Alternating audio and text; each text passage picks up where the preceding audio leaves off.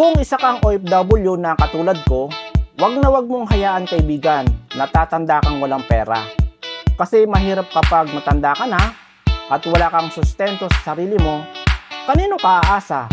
Mahirap makarinig ng mga masasakit na salita mula sa mga taong tinulungan mo noon, sinuportahan mo o pinaaral mo o kaya ay binigyan mo.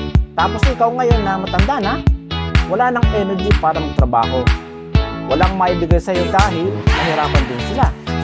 Tapos sasabihin pa sa'yo, ang tagal mo sa abroad, wala kang naipon. Ang saklap, di ba? Pero yun ang totoo. Lesson learned, kaibigan. Kasi marami ang nakakaranas niyan.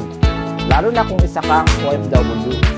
Kaya kung may pagkakataon ka pa, may trabaho ka pa at sweldo, tanguran mo na ang future self mo.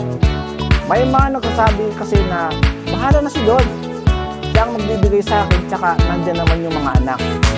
Kaibigan, binigyan ka na ni Lord ng pag-iisip, ng energy, ng trabaho, kaya tabi ka. Hindi masama na mag-ipon para may magamit ka pagdating ng panahon.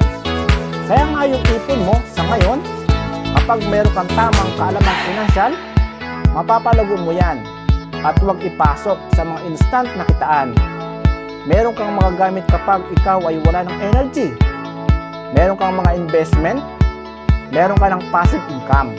Kasi nakapagtanim ka na sa iba't ibang savings program, meron ka sa mutual fund, sa stock market, meron ka sa Kaiser 3-in-1 savings program for your healthcare. Meron ka sa Mas 18 with PDF. Meron kang iba't ibang mga ipon. So walang problema pagdating ng araw. Kasi kusang pumapasok sa account mo yung income na itaninin mo 20 years ago. Dahil wala naman talaga instant sa mundo. Kaya kung nais mong matuto dito sa IMG or International Marketing Group, just let me know para mag-guide kita.